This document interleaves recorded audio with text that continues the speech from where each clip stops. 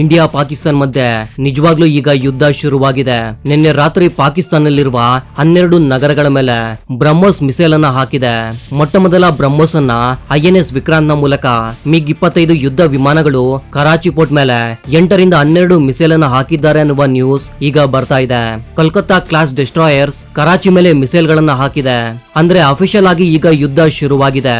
India 2 JF-17 ಯುದ್ಧ ವಿಮಾನಗಳನ್ನ ಆಕಾಶದಲ್ಲಿ ಧ್ವಂಸ ಮಾಡಿರುವ ವಿಷಯವನ್ನ ಸ್ವತಃ ಪಾಕಿಸ್ತಾನವೇ ಒಪ್ಪಿಕೊಂಡಿರುವ ಈ ವಿಡಿಯೋವನ್ನ ನೋಡಿ.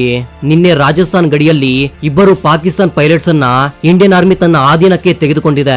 ಒಂದು ಅಮೆರಿಕನ್ ಮೇಡ್ F-16 ಯುದ್ಧ ವಿಮಾನವನ್ನ ಅಂದ್ರೆ ಪಾಕಿಸ್ತಾನ್ ತನ್ನ ಕ್ರೋಜಲ್ ಜೆವೆಲ್ ಅನ್ನುವ F-16 ಯುದ್ಧ ವಿಮಾನವನ್ನ ಭಾರತ ಧ್ವಂಸ ಮಾಡಿದೆ. 2 Chinese made J-17 4th generation ಯುದ್ಧ ವಿಮಾನಗಳನ್ನ ಜೈಸಲ್ಮೇರ್ ಹಾಗೂ ಅಕ್ನೂರ್ ನಲ್ಲಿ ಇಂಡಿಯನ್ ಆರ್ಮಿ ಧ್ವಂಸ ಮಾಡಿದೆ. ರಾಜಸ್ಥಾನ್ ಗಡಿಯಲ್ಲಿ ಬಂಧಿಸಲ್ಪಟ್ಟ ಇಬ್ಬರು ಪಾಕಿಸ್ತಾನ್ ಪೈಲಟ್ಸ್ ಅಲ್ಲಿ ಒಬ್ಬನು American made 4th generation F-16 ಯುದ್ಧ ವಿಮಾನವನ್ನ ನಡೆಸ್ತಾ ಇದ್ದಾನೆ ಅನ್ನುವ ವಾರ್ತೆಗಳು ಬರ್ತಾ ಇವೆ. ಇನ್ನೊಬ್ಬ ಪೈಲಟ್ ಚೈನೀಸ್ ಮೇಡ್ JF-17 ಯುದ್ಧ ವಿಮಾನವನ್ನ ನಡೆಸ್ತಾ ಇದ್ದಾನೆ. ಇಂಡಿಯನ್ ಆರ್ಮಿ ಜೊತೆಗೆ ಯುದ್ಧ ಮಾಡೋದಕ್ಕೆ ಕೈಲಾಗದ ಈ ಪಾಪಿ ಪಾಕಿಸ್ತಾನ್ ನಿನ್ನೆ ಮಧ್ಯರಾತ್ರಿ ಅಮೃತ್ಸರ್ ಅಲ್ಲಿರುವ ಗೋಲ್ಡನ್ ಟೆಂಪಲ್ ಅನ್ನ ಟಾರ್ಗೆಟ್ ಮಾಡಿಕೊಂಡು ಪಂಜಾಬ್ ಹಾಗೂ ಜಮ್ಮು ಕಾಶ್ಮೀರ ಪ್ರದೇಶದಲ್ಲಿ ಮಿಸೈಲ್ ಗಳ ಮೂಲಕ ದಾಳಿ ಮಾಡಲು ಪ್ರಯತ್ನಿಸಿದೆ. ಆದ್ರೆ ಭಾರತದ ಡಿಫೆನ್ಸ್ ಸಿಸ್ಟಮ್ ಈ ಎಲ್ಲಾ ದಾಳಿಗಳನ್ನ ಸಕ್ಸಸ್ಫುಲ್ ಆಗಿ ತಡೆದಿದೆ. ಧ್ವಂಸ ಆದ ಪಾಕಿಸ್ತಾನ್ ಮಿಸೈಲ್ ಗಳ ಅವಶೇಷಗಳು ಹೊಲಗಳಲ್ಲಿ ಬಿದ್ದಿವೆ. ಅವು ಕಂಡು ಬಂದ ತಕ್ಷಣ ಅಂತಾರಾಷ್ಟ್ರೀಯ ಮಟ್ಟದಲ್ಲಿ ಪಾಕಿಸ್ತಾನ ಮರ್ಯಾದೆ ಹೋಗಿದೆ. ಅದೇ ರೀತಿಯಲ್ಲಿ ಪೂಂಚ್ ಪ್ರಾಂತ್ಯದಲ್ಲಿ ಸಾಮಾನ್ಯ ಪ್ರಜೆಗಳ ಮೇಲೆ ಈ ಪಾಪಿ ಪಾಕಿಸ್ತಾನ ಸೈನಿಕರು ದಾಳಿ ಮಾಡಿದ್ದಾರೆ. ಯಾಕೆ ಇಂಡಿಯನ್ ಆರ್ಮಿ ಮುಂದೆ ನಿಮ್ಮ ವೀರತ್ವ ತೋರಿಸೋದಕ್ಕೆ ಆಗೋದಿಲ್ವಾ? ಆಯುಧಗಳೇ ಇಲ್ಲದೆ ಇರೋ ಸಾಧಾರಣ ಪ್ರಜೆಗಳ ಮೇಲೆ, ಅವರ ಮನೆಗಳ ಮೇಲೆ ಈ ಪಾಪಿ ಸೈನಿಕರು ದಾಳಿ ಮಾಡಿ ತಮ್ಮನ್ನ ತಾವು ವೀರರು ಅಂತ ಹೇಳ್ಕೊಳ್ತಿದ್ದಾರೆ. ಎಂತಹ ನಾಚಿಕೆಗೇಡು ಜನರು ಇವರು. ಯುದ್ಧ ಮಾಡೋದಕ್ಕೆ ಕೆಲವು ನಿಯಮಗಳಿರುತ್ತೆ. LOC ನಿಯಮಗಳನ್ನ ಬದಿಗೆ ಇಟ್ಟು ಪ್ರಜೆಗಳ ಮೇಲೆ ದಾಳಿ ಮಾಡ್ತಾ ಇದೆ ಈ ಪಾಕಿಸ್ತಾನ್. ನಿನ್ನೆ ಮಧ್ಯರಾತ್ರಿ ನಡೆಸಿದ ಈ ಶೆಲ್ಲಿಂಗ್ ಅಲ್ಲಿ 15 ಜನ ಸಾಮಾನ್ಯ ಪ್ರಜೆಗಳು ತಮ್ಮ ಪ್ರಾಣವನ್ನ ಬಿಟ್ಟಿದ್ದಾರೆ. ಇವರಲ್ಲಿ ಚಿಕ್ಕ ಮಕ್ಕಳು ಕೂಡ ಇದ್ದಾರೆ. ಜೊತೆಗೆ ಒಬ್ಬ ಸೈನಿಕ ವೀರ ಮರಣವನ್ನ ಹೊಂದಿದ್ದಾನೆ. ಇದರಿಂದ ಬುದ್ಧಿ ಇಲ್ಲದ ಈ ಪಾಪಿಗಳಿಗೆ ಮತ್ತೆ ಬುದ್ಧಿವಾದ ಹೇಳ್ಬೇಕು ಅಂತ ಭಾರತದ ಆರ್ಮಿ ಪಾಕಿಸ್ತಾನಲ್ಲಿರುವ ಕೆಲವು ಪ್ರದೇಶಗಳಿಗೆ ಡ್ರೋನ್ಸ್ ಅನ್ನ ಕಳಿಸಿ ಅಲ್ಲಿ ಡ್ರೋನ್ಸ್ ಅಟ್ಯಾಕ್ ಅನ್ನ ಮಾಡಿಸಿದೆ. ಬರೀ ಡ್ರೋನ್ಸ್ ಅನ್ನ ನೋಡಿ ಹೆದರ್ಕೊಂಡ ಈ ಪಾಕ್ ಆರ್ಮಿ ಮೀಡಿಯಾದ ಮುಂದೆ ಬಂದು ಭಾರತ ಪಾಕಿಸ್ತಾನದ ಒಳಗಡೆ ಇರುವ ಎಲ್ಲಾ ನಗರಗಳ ಮೇಲೆ ಡ್ರೋನ್ಸ್ ಗಳನ್ನ ಕಳಿಸ್ತಾ ಇದೆ. ನಮ್ಮನ್ನ ಭಾರತ ಏನಾದ್ರೂ ಮಾಡ್ಬಿಡುತ್ತೆ, ದಯವಿಟ್ಟು ಯಾರಾದ್ರೂ ನಮ್ಮನ್ನ ಕಾಪಾಡಿ ಕಾಪಾಡಿ ಅಂತ ಬೇಡಿಕೊಳ್ತಾ ಇದೆ. ಸ್ವಲ್ಪನೂ ನಾಚಿಕೆನೇ ಇಲ್ಲ ಗುರು ಇವರಿಗೆ. ಅಷ್ಟೊಂದು ಡ್ರೋನ್ಸ್ ಗಳು ಅವರ ಏರ್ ಫೋರ್ಸ್ ಕಣ್ಣನ್ನ ತಪ್ಪಿಸಿ ಪಾಕಿಸ್ತಾನದ ಒಳಗಡೆ ಬಂದಿವೆ ಅಂದ್ರೆ ಅವರ ಏರ್ ಡಿಫೆನ್ಸ್ ಸಿಸ್ಟಮ್ ಎಷ್ಟು ಡಬ್ಬ ತರ ಇದೆ ಅಂತ ನೀವೇ ಯೋಚನೆ ಮಾಡಿ. ನೀವು ಯೋಚನೆ ಮಾಡೋದು ಬೇಡ ಬಿಡಿ. ನಿಮ್ಮ ಶಕ್ತಿ ಏನು ಅಂತ ಇಡೀ ಪ್ರಪಂಚಕ್ಕೆ ನೀವೇ ಹೇಳಿದ್ದೀರಾ. ನಿಮ್ಮೇಲೆ ದಾಳಿ ಮಾಡೋದಕ್ಕೆ ದೊಡ್ಡ ದೊಡ್ಡ ಮಿಸೈಲ್ ಬೇಕಿಲ್ಲ, ಕೇವಲ ಡ್ರೋನ್ ಸಾಕು ಅಂತ ಭಾರತ ಪಾಕಿಸ್ತಾನಕ್ಕೆ ತನ್ನ ಲೆವೆಲ್ ಏನು ಅಂತ ತೋರಿಸ್ಕೊಟ್ಟಿದೆ. ಇನ್ನು ಈ ದಾಳಿಗಳಿಂದ ಪಾಕಿಸ್ತಾನದ ಆರ್ಮಿಯ ಮಾನ ಮರ್ಯಾದೆ ಎಲ್ಲವೂ ಬೀದಿಗೆ ಬಿದ್ದಿದೆ. ಅಷ್ಟಕ್ಕೂ ಅವ್ರಿಗೆ ಅದಿದ್ರೆ ಅಲ್ವಾ? ಪಾಕಿಸ್ತಾನ್ ಪ್ರಜೆಗಳು ಬೀದಿಗೆ ಇಳಿದು ಭಾರತ ನಮ್ಮ ದೇಶದ ಮೇಲೆ ದಾಳಿ ಮಾಡ್ತಾ ಇದ್ರೆ ನೀವೆಲ್ಲ ಏನ್ ಮಾಡ್ತಿದ್ದೀರಂತ ಪಾಕಿ ಆರ್ಮಿಯನ್ನ ಪ್ರಶ್ನೆ ಮಾಡ್ತಿದ್ದಾರೆ. ಎಂತಹ ದೇಶ ಗುರು ಇದು? ತಮ್ಮ ದೇಶದ ಪ್ರಜೆಗಳಿಗೆ ರಕ್ಷಣೆ ಕೊಡೋದಕ್ಕೆ ಕೈಲಾಗಲ್ಲ ಅಂದ್ಮೇಲೆ ಭಾರತದ ಜೊತೆಗೆ ಯುದ್ಧ ಮಾಡೋ ಯೋಗ್ಯತೆನೇ ಇಲ್ಲ ಗುರು ಇವ್ರಿಗೆ.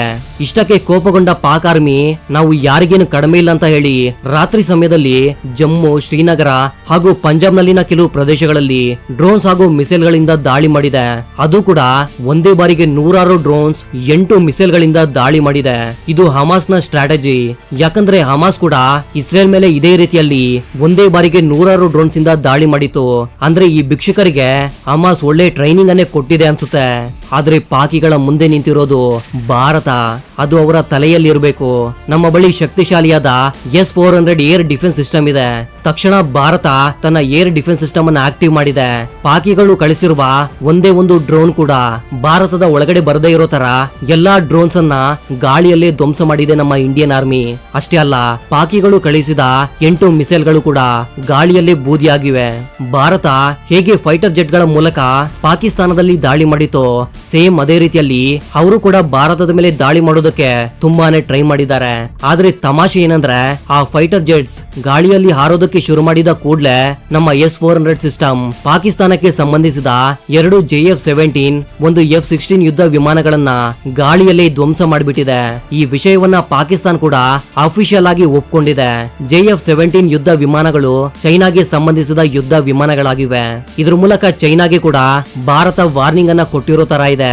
ಇನ್ನು F-16 ಯುದ್ಧ ವಿಮಾನ ಅಮೆರಿಕಾಗೆ ಸೇರಿರೋದು. F-16 ಯುದ್ಧ ವಿಮಾನವನ್ನ ಹೊಡೆದಿರೋದು ಇದೇನು ಮೊದಲಲ್ಲ.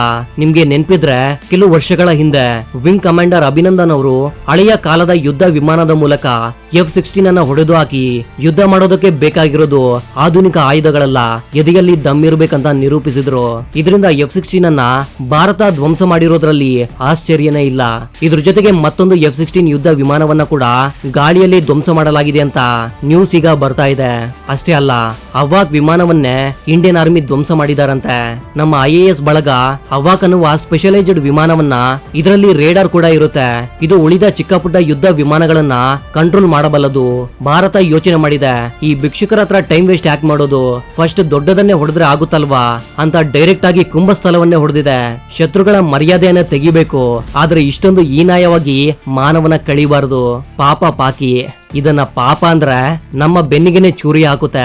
ಇನ್ನು ಈ ದಾಳಿಯಲ್ಲಿ ಪಾಕಿಸ್ತಾನಕ್ಕೆ ಸೇರಿದ 2 ಪೈಲಟ್ಸ್ ಜೀವಂತವಾಗಿ ಇಂಡಿಯನ್ ಆರ್ಮಿ ಕೈಯಲ್ಲಿ ಸಿಕ್ಕಿ ಬಿದ್ದಿದ್ದಾರೆ. ಅಭಿನಂದನ್ ಅವರನ್ನ ಹಿಡ್ಕೊಂಡು ಎಷ್ಟೆಲ್ಲ ನಾಟಕಗಳನ್ನ ಆಡಿದ್ರು ಈ ಪಾಕಿಗಳು. ಈಗ ಈ 2 ಪಾಕ್ ಪೈಲಟ್ಸ್ ಅನ್ನ ಅಭಿನಂದನ್ ಅವರ ಪರವಾಗಿ ಇಂಡಿಯನ್ ಆರ್ಮಿ ವಿಚಾರಿಸಿಕೊಳ್ಳುತ್ತೆ. ಇಂಟರ್ನ್ಯಾಷನಲ್ ಮೀಡಿಯಾ ಕೂಡ ಕವರ್ ಮಾಡ್ತಿರುವ ವಿಷಯ, ಇಂಡಿಯಾ ನಿನ್ನೆ ಪ್ರಯೋಗ ಮಾಡಿರುವ ಇಸ್ರೇಲ್ ನ ಕಮಿಜೋ ಡ್ರೋನ್ಸ್ ಲಾಹೋರ್ ಅಲ್ಲಿರುವ ಒಂದು HQ-9 ಬ್ಯಾಟರಿಯನ್ನ ಈ ಡ್ರೋನ್ಸ್ ಧ್ವಂಸ ಮಾಡಿವೆ. American made state of technology ಆಗಿರುವ F-16 ಯುದ್ಧ ವಿಮಾನಗಳನ್ನ S-400 ಧ್ವಂಸ ಮಾಡಿದೆ.